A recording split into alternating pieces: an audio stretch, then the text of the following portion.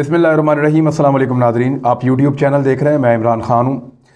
ये अरब दुनिया के लिए बहुत बड़ी ख़बर है और सऊदी अरब के लिए सबसे बड़ी ख़बर है। दुनिया भर के अखबारात ने इसको रिपोर्ट किया है। मैं जहाँ से शुरू कर रहा हूँ ये अल जज़ीरा है और अल जज़ीरा ने इसको ऐसे रिपोर्ट किया है कि Saudi Arabia intercept ballistic missile over Riyadh. Ballistic missile का हमला हुआ सऊदी अरब पे और रियाद के ऊपर उन्होंने इसको इंटरसेप्ट किया है, यानी उसको ढूंढ लिया है कि उनके ऊपर एक अटैक होने जा रहा है। दुनिया भर के मीडिया के मुताबिक सऊदी अरेबिया पर ख़तरनाक तरीन हमला हुआ है, यानी गुज़िश्ता कई महीनों में सऊदी अरब पे इतना बड़ा हमला नहीं हुआ जितना बड़ा ये हमला है। सऊदी अरब का सरकारी मीडिया जो टाइम्स ऑफ इसराइल है उसने इसको रिपोर्ट किया है, खलीज टाइम ने रिपोर्ट किया है, यूरोपीय, अमेरिकन और भारतीय मीडिया ने भी इसको रिपोर्ट किया और फुल कवरेज इस खबर को मिल रही है। अब अगर मैं आपको ये कहूँ कि हालिया दिनों में सऊदी अरब पे होने वाले जितने भी हमले हैं उन सबसे बड़ा हमला ये है, तो ये गलत बात नहीं है, क्योंकि इस हमले के अंदर जो दोनों तरफ से इंफॉर्मेशन आ रही है, सऊदी अरब की तरफ से भी और हमला करने वालों की जानिब से भी, वो ये है कि एक मिसाइल अटैक किया गया, बैलिस्टिक मिसाइल, और बाकी कुछ ड्रोन्स फायर किए गए हैं। अब इसमें मुख्तलिफ इतलात हैं। कुछ अखबारात ये कह रहे हैं कि 6 ड्रोन्स हमले हुए हैं और एक बैलिस्टिक मिसाइल फायर किया गया है, जबकि जो हमला आवर हैं जिनके बारे में सऊदी अरब ने एक क्लेम किया कि ये हौसी कबाइल हैं जिन्होंने इनके ऊपर हमला किया है और ईरान के साथ मिलकर इन्होंने इस हमले की प्लानिंग की है।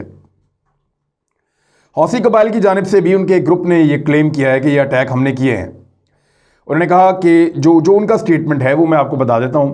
The Iranian aligned Houthis said they deployed a ballistic missile and 9 drones at sensitive targets in Riyadh and 6 drones at military sites in Abha and Khamis Mushait।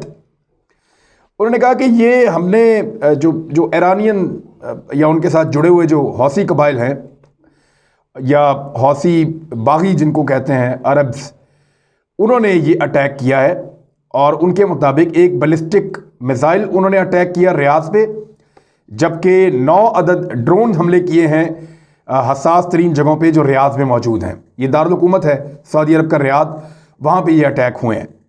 इसके अलावा 6 मज़ीद ड्रोन हमले किए हैं मिलिट्री साइट्स पे, आभा में और खमीस मुशाहिद में। ये 2 अलग जगह हैं जहाँ पे 6 मज़ीद ड्रोन हमले किए हैं हौसी कबाइल ने। ये यमन से इनका ताल्लुक़ है। यमन पे इस वक्त सऊदी अरब ने अपने इत्तहादियों के साथ मिलकर अटैक किया हुआ है। 2015 से वहाँ पर एक जंग चल रही है। अमेरिका पहले सऊदी अरब का इत्तहादी होता था, लेकिन बाद में डोनाल्ड ट्रंप के जाने के बाद और जो बाइडन के आने के बाद अमेरिका ने अपने आप को ना सिर्फ इस लड़ाई से अलग कर लिया, बल्कि सऊदी अरब को कहा कि वो यमन के ऊपर हमले की अपनी पॉलिसी को बदले, और जो सऊदी अरब के इत्तहादी ममालिक हैं उनको भी कहा कि यमन के ऊपर जो अटैक की जो सिलसिला है, जो फ़िज़ाई हमलों का सिलसिला, उसको बंद किया जाए। ये 8 मुल्कों का इत्तहाद है जी, और ये 8 मुल्क ज़्यादातर बादशाहतों वाले 8 मुल्क हैं जो यहाँ पे मौजूद हैं पूरे गल्फ में, मिडिल ईस्ट में, और इन्होंने मिलकर हमला किया हुआ यमन के ऊपर। वो इसलिए कि यमन में शिया कम्युनिटी है जो हौसी कबाइल हैं और उनकी मदद करते हैं ईरानी, और ये सऊदी अरब के ऊपर अटैक करते हैं। ना सिर्फ सऊदी अरब के ऊपर अटैक करते हैं, बल्कि ये सऊदी अरब के अंदर जो शिया कम्युनिटी रहती है उनको भी अपने साथ मिलाते हैं और जो बादशाहत है उसके खिलाफ बगावत पे उकसाते रहते हैं। तो इस वजह से हौसी कबाइल को अपने लिए ख़तरा समझते हैं सऊदी अरब के हुक्मरान, शाही ख़ानदान, तो उन्होंने बाकी लोगों के साथ मिलकर इनके ऊपर अटैक किया हुआ है। अच्छा, अब ये तो उनका दावा है कि हमने इतना बड़ा हमला किया है। दूसरी जानिब सऊदी अरब इस हमले से कैसे बचा? जो मिसाइल था वो तो सबसे ख़तरनाक था, क्योंकि रियाद के ऊपर ये मिसाइल दागा गया जो सऊदी अरब का दारुल हुकूमत है, और इस मौका पर दागा गया जब रियाद में फार्मूला रेस हो रही है। फार्मूला रेस आप सब जानते हैं कि गाड़ियों की जो बहुत तेज़ रफ्तार गाड़ियाँ होती हैं, बिल्कुल ज़मीन के साथ जुड़ी हुई होती हैं और बहुत तेज़ चलती हैं, उनकी रेस दुनिया भर में होती है।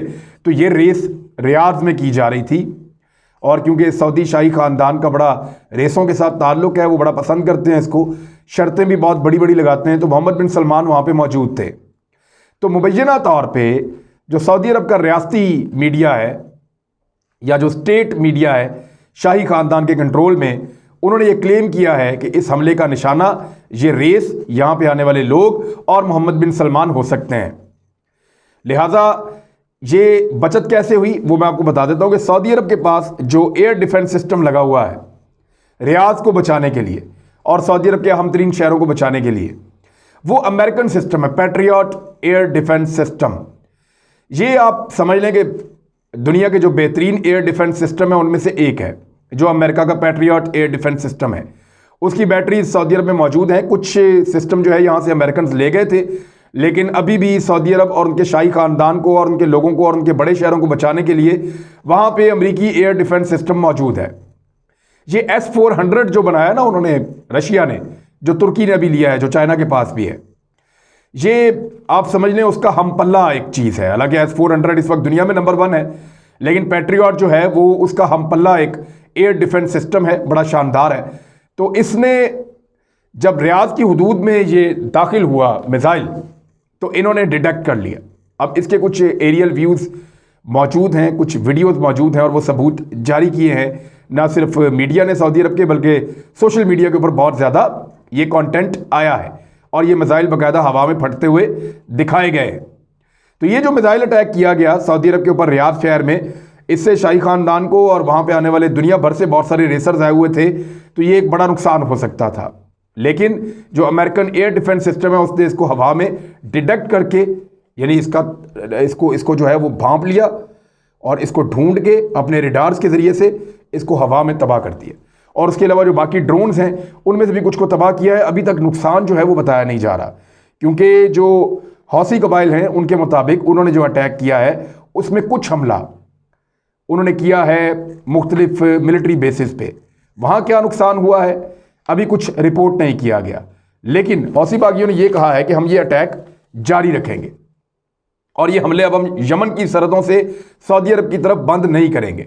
दूसरी जानिब जो अमेरिका पहले सऊदी अरब के साथ मिलकर यमन के अंदर हौसी कबाइल्स को मार रहा था, वो अब इस लड़ाई से बाहर आके सऊदी अरब को कह रहा है कि अब लड़ाई बंद करें।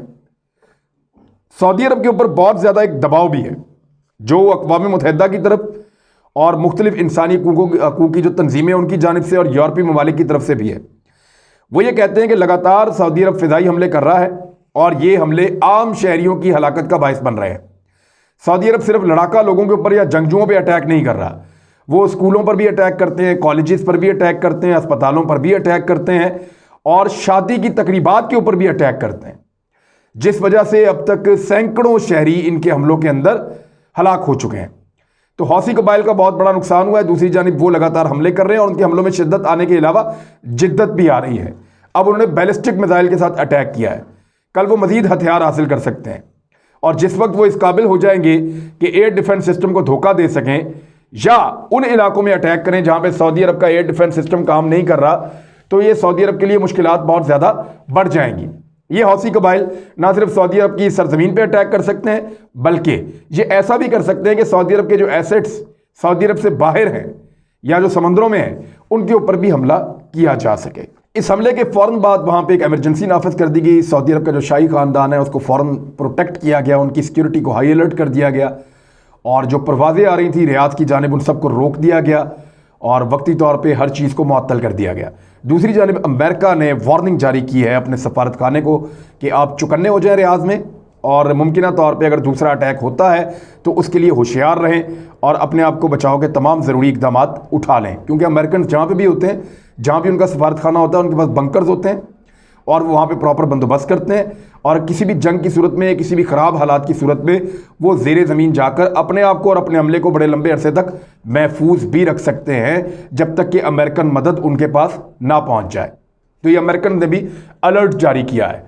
अभी हाल ही में जो बात हुई है अमरीकी सदर और शाह सलमान के दरमियान, उसके बाद इन हमलों को बड़ी अहमियत दी जा रही है और हौसी कबाइल ने यह कहा है कि हमले रुकेंगे नहीं, अब हम ज़्यादा हमले करेंगे। अब इसका जो इल्ज़ाम है वो ईरान पे और हौसी कबाइल के ऊपर डाला जा रहा है सऊदी अरब की जानिब से। इसके नताइज क्या होंगे मैं आपको बताता हूँ, लेकिन इसके साथ एक और ख़बर को जोड़ के देखें। एक और ख़बर यह है कि एक समंदर का एक इलाका है जिसके एक तरफ पाकिस्तान है, एक तरफ ईरान है और एक तरफ उसमें ओमान है। इन तीन मुल्कों के बीच में जो समंदर का एरिया उसको कहते हैं gulf of Oman. Gulf of Oman में से इसराइल का एक बहरी जहाज गुजर रहा था और उसके ऊपर हमला हुआ है। जुमे की सुबह उसके ऊपर एक अटैक हुआ है बड़ा ज़ोरदार, उसमें बहुत ज़बरदस्त धमाका हुआ और कुछ इत्तलात के मुताबिक 2 धमाके हुए, जिनके बाद जहाज़ के अंदर सुराख हो गए और बहुत नुकसान पहुंचा है जहाज़ को। कोई जानी नुकसान नहीं हुआ और जहाज़ डूबा भी नहीं। फौरी तौर पे उस जहाज़ को पहुंचाया गया दुबई की बंदरगाह पे, जो वहाँ करीब ही थी। गल्फ़ ऑफ ओमान से एक रास्ता जाता है, सीधा दुबई चला जाता है, तो दुबई की बंदरगाह पे पहुंचाया गया। अब तफ्तीश की जा रही है, अमेरिकन तहकीक कर रहे हैं, इसराइली तहकीक कर रहे हैं और बाकी लोग उनके मददगार वहाँ पे मौजूद हैं, जो दुबई में ये देख रहे हैं कि इस जहाज़ के ऊपर अटैक कैसे हुआ, किसने किया और किस नौयत का ये हमला था। जहाज़ को काफ़ी नुकसान हुआ। ये कार्गो जहाज़ था, इसका नाम है MV हेलियस रे, ये वो जहाज़ है। और जुमे की सुबह इसके अंदर जो पहला धमाका और दूसरा धमाका हुआ है, जहाज़ जो है वो उसको मारा ऐसी जगह पे गया है कि जो पानी वाला एरिया होता है ना, जहाज़, हर जहाज़ का एक एरिया होता है जो पानी के अंदर होता है और बाकी पानी से ऊपर होता है। वो जो पानी के अंदर वाला एरिया उसको टारगेट नहीं किया गया, जो एरिया पानी से ऊपर है वहाँ पे जहाज़ के दोनों जानिब सुराख मौजूद हैं। और जहाज़ के अमले ने जो इतलात दी हैं उनके मुताबिक ये दोनों सुराख 5-5 फुट के डायामीटर के हैं। डायामीटर कहते हैं गोलाई को, तो 5-5 फुट का एक डायामीटर है, यानी एक बड़ा आदमी जो है नॉर्मल, वो बड़े आराम से इसमें से गुजर जाता है। तो इतने बड़े बड़े सुराख हो गए जहाज़ की बॉडी के दोनों तरफ।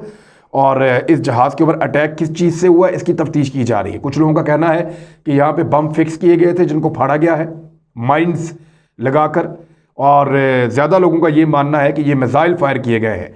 अब इसका जो इल्ज़ाम है, इसराइली वज़ीर दिफा ने फौरी तौर पर अपने तौर पर तहकीकात मुकम्मल होने से पहले ही ईरान के ऊपर डाल दिया और ये कहा गया है कि ये जो मिसाइल अटैक हुआ है ये ईरान ने किया है हमारे कार्गो जहाज़ के ऊपर, और इसको हम जंग के मुतरादिफ समझते हैं और ईरान बार बार ऐसा कर रहा है। अच्छा, ये जो क्लेम है ये इसराइली चैनल है एक 13